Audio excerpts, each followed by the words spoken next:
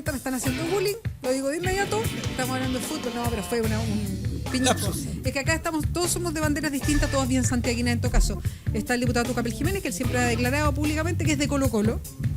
Felipe Morandé, que no sé si es público, da lo mismo, ¿no? Sí. Universidad Católica, él es cruzado. Es que lo que pasa es que de repente los parlamentarios no quieren decir para no herir susceptibilidades. Igual que algunos periodistas que nos dicen cuál. Yo digo, claro, a mí me encanta la U, claro, yo hago deporte, pero yo voy por la U. Y nada hay que decir. ¿Para qué vamos a seguir opinando lo mismo? No, pero ayer, mira, es que yo preguntando por Pancho, que siempre lo molesto de la U, pero la U tiene algo bien envidiable, que es la barra. Sí. Yo ayer vi el partido y iban perdiendo 3-0 y seguían alentando, ¿no? Realmente uno... Que al final estaban preparándose para el clásico con Colo-Colo. Yo como colocolino me saco el sombrero con la... En cambio la hinchada de la Católica es todo lo contrario, o sea... no, y al primer pase malo empiezan nosotros igual, ¿no? Estamos cualquier cosa, empezamos a pifiar y somos... distinta, la barra de la U es distinta, hay que decirlo, con todas las realidades que hay. Es más que fútbol, ¿eh? Es una pasión, como dicen. Pues es que son bien recalcitrantes. Yo tengo que familiarmente es de la U y son de estadio, de ir al estadio, todos los fines de semana. Entonces, claro, hay un tema ahí como un nexo con ese ambiente que se genera en el estadio que es súper rico. Yo no voy mucho al estadio porque de eso del plantón al sol no... Pero se genera una energía en el estadio que es bien... Sí. Al que le gusta eso... Colo-Colo yo siempre igual dicho, es una institución bien social por todo lo que representa todo, pero en barra, digamos, uno es más... El colocolino somos como más exquisitos, más de triunfo y no estamos siempre ahí que no... Pero yo creo un poquito por la historia, pero admirable. Lo otro. Pasemos a los temas. Yo quería tocar antes que se termine el panel, reforma laboral. Esto tiene que ver con, aprovechando además que está el diputado Tucapel Jiménez, que es parte de la Comisión de Trabajo. Me acuerdo que discutimos cuando estaban ustedes. El primer año, cuando llegó a la Cámara, estaba el presidente de la Comisión. Y lo discutimos acá en el panel muchas veces, además en qué estaba y todo lo demás. Después pasó al Senado y recordemos que ya se hizo toda la votación en el Senado, tiene que volver a la Cámara, que vuelve mañana, diputado. Mañana vuelve a la Comisión. La verdad que no sé por qué, o sea, es para que lo revisemos porque la comisión no puede votar, pero vuelve a la comisión, vamos a revisarla a los diputados. Porque hay cambios, por eso claro, la Cámara lo tiene que... Es como el tercer trámite que se llama que... Tiene que hacer un informe ahí. Pero no podemos votar, claro, muchas veces pasa directo a la sala, digamos, pero ahora va a pasar a la comisión porque, bueno, por la importancia también de la reforma. Pero mira, yo antes de entrar un solo punto, que lo escuché hablar del horario, para no se me va a olvidar, yo presenté una moción que es súper importante por lo que ustedes decían en la mañana, la venía por escuchando. El cambio de horario.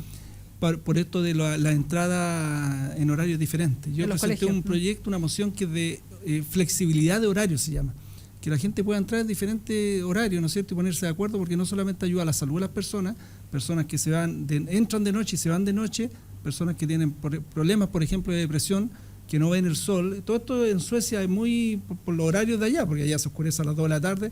Entonces hay esa diferencia de entrada y se lo presenté varias veces al gobierno. Hemos estado a punto de sacarlo, hacerlo como ley para el estatuto administrativo y después podría incorporarse al código laboral y esto ayudaría también a la descongestión en transporte público, que pudiésemos entrar en diferentes horarios. Así que ojalá que también podamos aprovechar eso, ya que el ministro habló del horario. Pasamos a la reforma laboral. Mire, yo creo que lo primero que me gustaría decir es que esta es una de las reformas que más tiempo ha tomado en el Congreso, porque una de las críticas de la oposición siempre dice que el gobierno legisla a la rápida, que no estudia los proyectos. Esta reforma lleva más de un año. O sea, nosotros en la Cámara de Diputados lo tuvimos, no sé, entró en diciembre del 2013 y se fue como después de 10 meses al Senado. En el Senado lleva como 5 o 6 meses. 2014 debe haber sido. 2014, justamente. Y, o sea, ya más de un año, un poquito más de un año discutiéndose. Yo creo que nadie podrá decir que no se ha escuchado a todos los actores. Nosotros en la Cámara de Diputados escuchamos a todo el mundo. Dicho esto, a mí dentro del último proceso que pasó en el Senado, a mí personalmente me llamó mucho la atención que como un grupo de senadores de nuestra coalición haya podido poner en jaque una reforma tan importante para el gobierno. O sea, yo lo he dicho en el ministerio, lo he dicho en todo, donde he podido, porque me cuesta entenderlo. O sea, ayer las declaraciones de Patricio Walker me parecieron bien sorprendentes, bien soberbias, bien... Solo para yo conozco a Patricio. Lo dijo en el diario, en la tercera, fue una entrevista, si no me equivoco, y dijo que tanto él como su hermano Ignacio Walker, como Andrés Saldívar, fueron elegidos el año 2009, entonces a ellos no los eligió ningún programa. y de esa manera se divorció con una declaración súper dura de lo que se le dice tantas veces a ellos, que ellos son parte de un programa como la Nueva Mayoría que no obedecieron al votar distinto, pero él hace esta declaración bien yo dura. Conozco a Patricio, tengo muy buena relación con él, tenemos diferencias en hartas cosas. Yo siempre, una de las cosas que más he criticado a Patricio, nunca se lo podía decir, voy a tener que decirlo por la radio, pero lo he hablado con algunos, es que siempre pienso que él está más preocupado de lo que pasa en Cuba que de lo que pasa en Chile, como que, o Venezuela ahora, y es súper correcto, pero yo he firmado todos los proyectos de acuerdo en contra de Venezuela, porque yo digo, los derechos humanos hay que defenderlos, sean donde sea y sea el gobierno que sea, pero realmente he sentido que ellos están más preocupados de allá que de acá. Y en este caso, fíjate, la declaración de él me parece que explica lo de la reforma laboral, porque la reforma laboral a lo que apunta es a un trabajo más colectivo, que nosotros como sociedad entendamos que los trabajadores en forma colectiva pueden obtener mejores derechos, no en lo individual.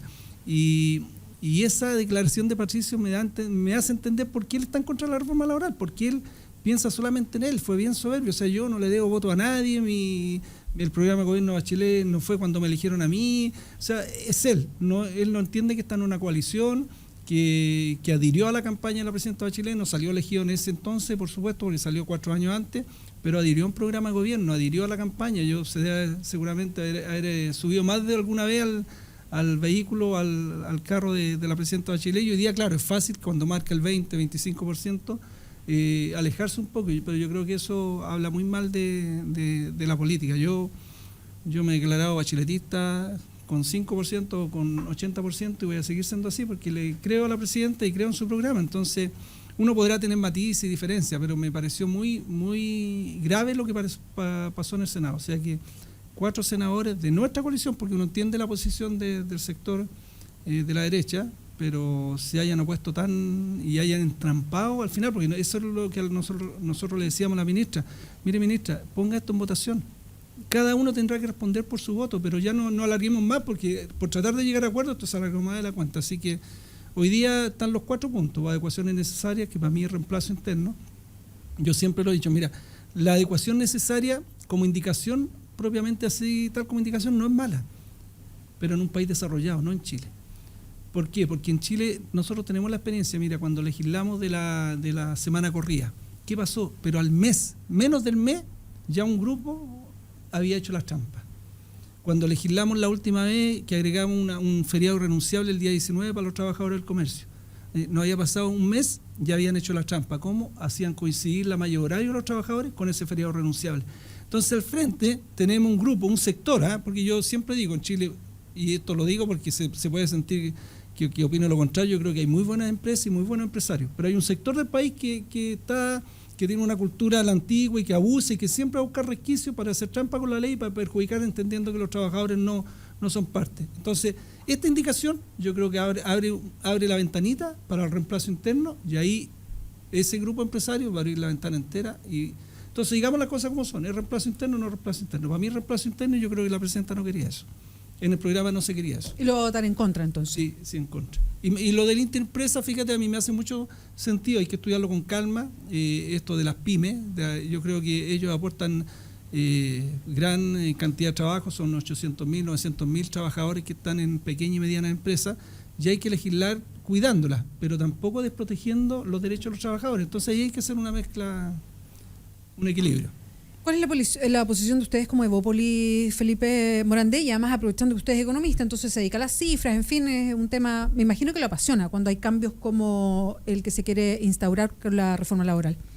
Bueno, diría yo que me apena en este caso, porque lo apasiona digo en la discusión, no lo apasiona de si le gusta o no. Sí, la posición de Evópolis, de Evolución Política, es que ha llegado como el momento de poner una pausa, a pesar de que el diputado acá decía que esto ha ido muy lento, pero una pausa en el sentido de que es necesario ampliar los temas laborales, más allá de lo que están hoy día en discusión, a otras cosas que sí son, o que son realmente importantes en términos de cómo enfrentar la actualidad y el futuro, en términos económicos y sociales.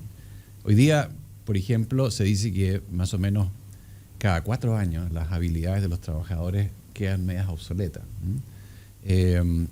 La velocidad con que avanza la tecnología en todo el mundo es tan fantástica que esto de que aparezcan máquinas que reemplacen a 10 trabajadores de una vez, o 20 o 100, es una cuestión que sucede todo el tiempo y todos los días. Y parte del aumento en la desigualdad a nivel mundial que viene con la globalización tiene que ver un poco con esto. Es decir, cómo la tecnología ha ido haciendo que las capacidades y habilidades de los trabajadores vayan quedando obsoletas y no haya una regeneración de sus conocimientos, sus habilidades, lo suficientemente rápido como para adaptarse a estos cambios.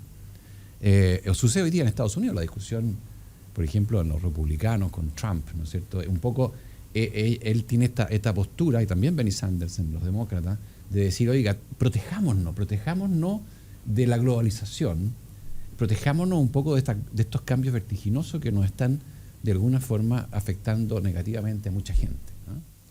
Y eso es así, es un hecho de la causa. Es difícil hoy día, como en Chile y en otras partes, decir no a la globalización, es bajarse de este tren, ¿no es cierto?, que ha traído tanto progreso, pero a la vez también tantos desafíos y como resultado una mayor desigualdad. Es muy difícil bajarse de la globalización y por tanto tenemos que buscar la manera de cómo adaptarnos a este fenómeno.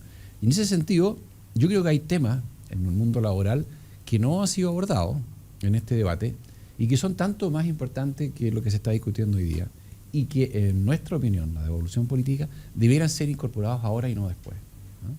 Y creo que en ese sentido... Perdón, en la misma reforma. En la misma reforma. ¿A cuáles se refieren? ¿Empleo y eso? Capacitación. No, es más bien eso es, capacitación. Tú hablabas delante de por ley plantear la posibilidad de que la jornada de trabajo pudiera ser flexible en el sentido de la hora de entrada y salida. Bueno, esas materias podrían perfectamente dejarse como parte de una negociación entre los sindicatos y los dueños de la empresa. Lo mismo la posibilidad de trabajar a distancia, que es una cuestión que favorece mucho, especialmente a las mujeres que son madres recientes y eso.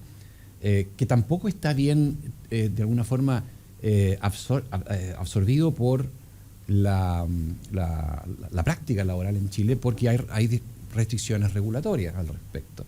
Lo mismo con el trabajo part-time, lo mismo con la forma en que los trabajadores pueden capacitarse en forma continua y en los temas en que se pueden capacitar, porque la capacitación en Chile existe, pero no es muy buena, digamos, y está enseñando cosas que a lo mejor no son necesarias.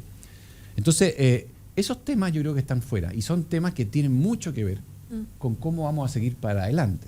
El modelo hacia adelante no es una empresa textil de la década de los 50, donde estos conflictos entre sindicatos y empleadores eran muy relevantes.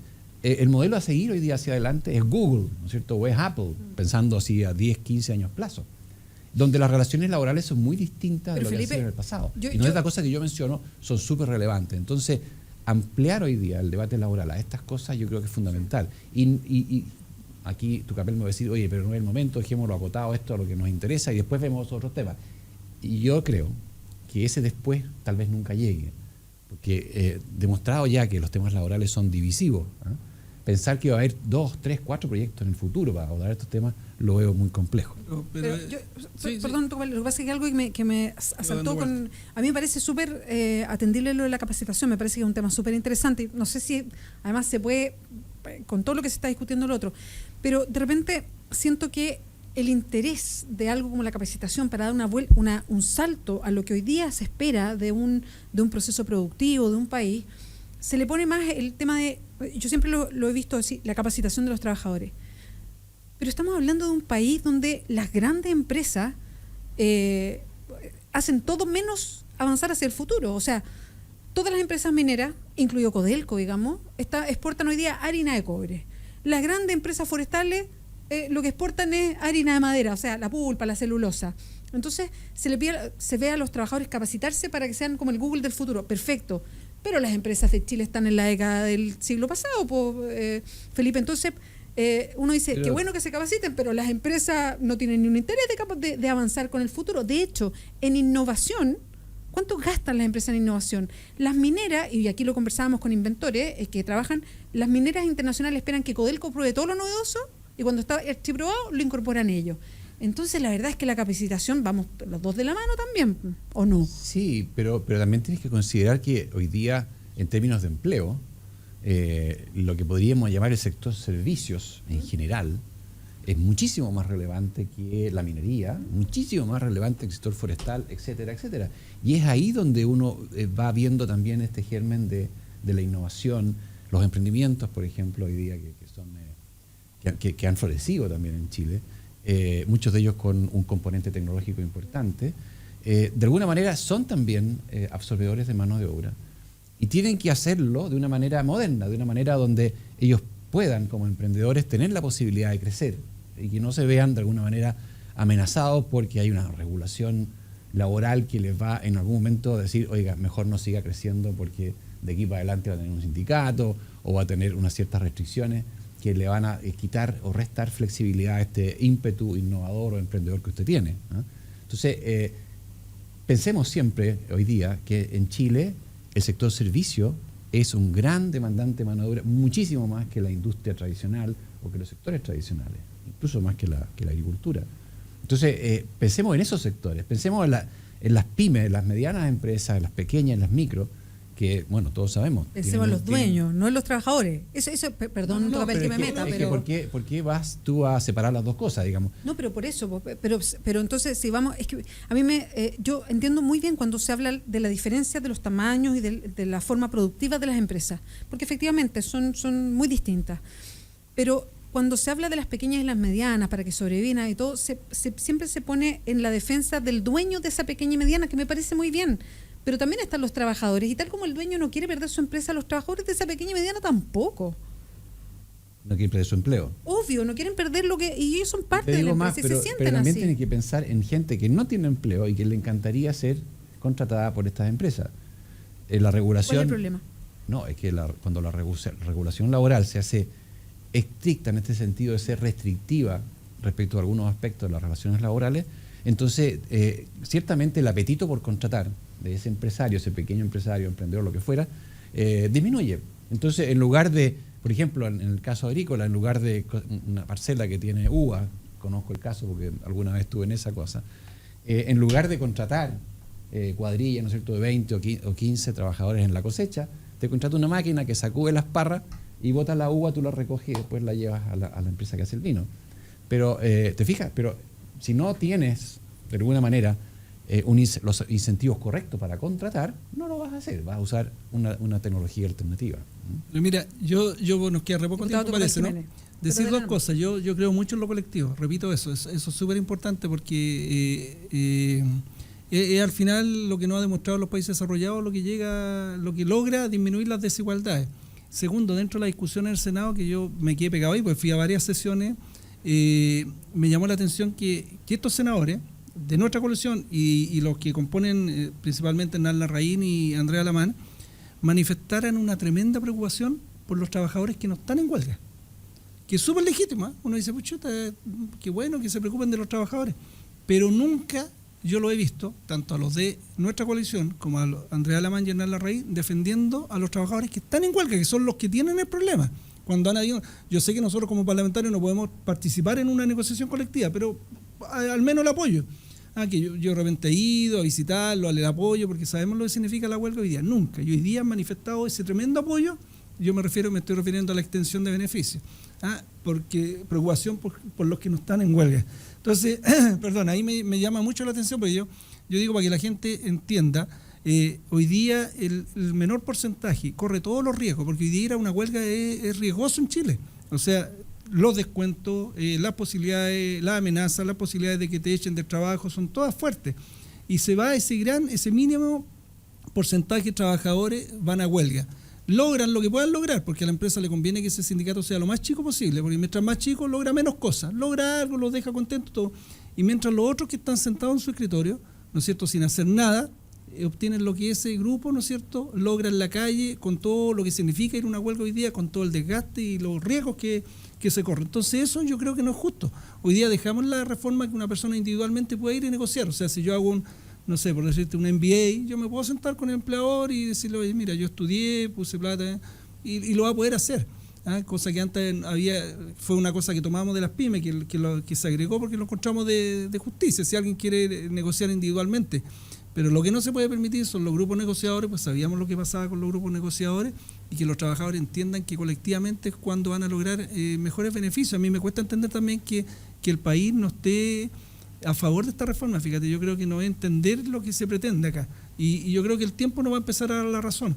Y lo último, creer que los trabajadores quieren ir a huelga, yo creo que es no conocer a los... O sea, ¿qué trabajador puede querer ir a huelga? Si ir a huelga es lo peor que puede pasar.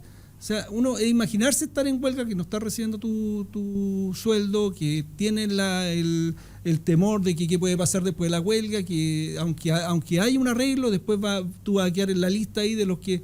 entonces yo creo que ningún trabajador quiere ir a huelga, ningún dirigente sindical pretende ir a huelga, y menos quebrar la empresa, si es su fuente de trabajo. Entonces pensar que un trabajador, un dirigente sindical quiere quebrar esa empresa, yo creo que es no conocer el movimiento sindical y a los trabajadores. Hoy día, en base a la información que también ha sido cuestionada, y a los sindicatos interempresa, se va a negociar con la empresa de acuerdo a las condiciones de esa empresa. O sea, yo no podría ir a pedirle a una pyme lo mismo que le pido a una empresa transnacional, ¿no es cierto? Porque sería ilógico, o sea, sería una irresponsabilidad tremenda. Entonces va a ser en base a lo que la empresa pueda dar, a las cifras que se manejen, y yo creo que eso va a traer más justicia al mercado. Fíjate que, y lo último, que una de las definiciones que más me ha gustado a mí de lo que significa la negociación colectiva, es que se dice que la negociación colectiva lo que hace es modera las injusticias del mercado. Porque uno no está en contra de una, yo por lo menos, de la economía libre de mercado, pero que provoca injusticias las provoca, y la negociación colectiva es la que modera esa injusticia. Entonces yo creo que esta reforma es buena. Y para terminar, lo que dices tú, Felipe, yo siempre lo dije y lo dijimos todos, esta reforma laboral no termina la agenda laboral. O sea, nosotros hemos seguido discutiendo proyectos, hemos seguido viendo lo de la capacitación, políticas de empleo. Hay otras políticas para crear empleo, ¿no es cierto? El Más Capaz es una política clara para crear puestos de trabajo para mujeres y jóvenes, pero esta reforma laboral lo que apuntaba era a mejorar las relaciones laborales. Y que haya más política en base a capacitación para crear empleo, van a tener que seguir habiendo. O sea, no es que muera la agenda laboral con esta reforma, porque todos pensaron, incluso los sindicatos nos decían, oye, tenemos que incorporar todo esto, querían, pero si no, esto, relaciones laborales, y la agenda va a seguir laboral, y de hecho ha seguido. Nosotros hemos visto proyectos sumamente importantes. Acabamos de aprobar uno el martes pasado que hace heredable la indemnización por año de servicio cuando el trabajador muere. Que son cosas mínimas. Hemos visto otros proyectos, la comisión ha seguido funcionando a full. Así que yo espero nomás que todo el día de mañana se sumen, sobre todo los empresarios. Yo entiendo que están pegando, como dicen, los pataleos de último, pero yo creo, fíjate que hay empresarios como Roberto Fantuzzi, que yo siempre lo pongo de ejemplo, que se ha mostrado abiertamente positivo a esta reforma, y yo sé que hay varios empresarios que también así lo han manifestado, pero que esto, una vez que se apruebe, yo creo que ya van a aceptarlo y van a entender que, y siempre lo digo, que el crecimiento de una empresa o el desarrollo se hace con los trabajadores y no en contra de ellos. Son parte importante para que una empresa crezca y tenga utilidades. Felipe, un minuto para cerrar porque estamos terminando el panel.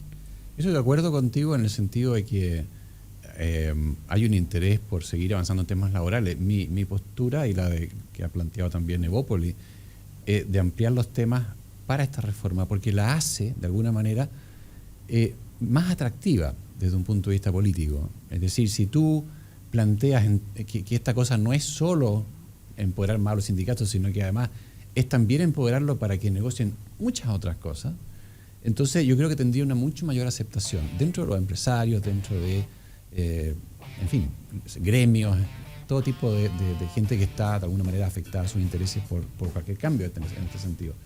Por eso que lo planteamos así, hay una oportunidad. Y lo segundo, que también es relevante, creo yo, es que tenemos hoy día una coyuntura económica que es compleja. Que es compleja en el sentido que tenemos una economía virtualmente estancada, donde hay un escenario externo que se ha ido haciendo más complejo. Entonces, en ese sentido, poner un proyecto como este, que apunta más bien en la dirección de nivelar el poder de negociación al interior de una empresa, favoreciendo más, en este caso, a los sindicatos, el resultado de eso puede ser unas mayores trabas a la creación de empleo, a la incorporación de la mujer a la fuerza del trabajo, a la incorporación de jóvenes al trabajo, y un mayor obstáculo también a la contratación. Podemos discutirlo eso en otro momento, pero esos son los riesgos. Y poner estos riesgos encima de la mesa cuando la economía no lo está haciendo bien desde el punto de vista macro, creemos que es doblemente complejo. Entonces, esto yo creo que llama aquí hay que buscar un consenso, un acuerdo que trascienda la nueva mayoría, que ya hemos visto que ha sido difícil. ¿Cómo conseguir ese consenso? ¿Cómo conseguir esos acuerdos en un momento complejo para la economía? Que es necesario, es tocando otros temas también que sean de alguna manera sintonizables con cuestiones que sí le interesa al sector privado, sí le interesa a la economía para que siga creciendo. Muchas gracias a los dos por acompañarnos. Estuvo interesante la discusión. Seguramente no va a ser la última oportunidad porque entre que pase la comisión mixta y todo lo que viene se va a demorar un poco más. No, pero debiera pasar en la primera semana de vuelta de la distrital, que es la del 20 y tanto, o sea, la última de este mes. Si es que no, porque a comisión mixta debiera pasar rápido, ¿eh? O sea, ¿se demorará en comisión mixta? No, yo creo que, bueno, vamos a tratar de que sea lo menos posible. Diputado Tucapel Jiménez, muchas gracias por acompañarnos. Sí. Felipe Morandé, que hoy día es... ¿Cuál es el cargo político en Evópoli? No, consejero, parte del Consejo Político. Parte del Consejo Político de Evópoli, exministro de Estado además. Muchas gracias por acompañarnos, que les vaya muy bien. Gracias. 11:06, rápido a una pausa, ya volvemos.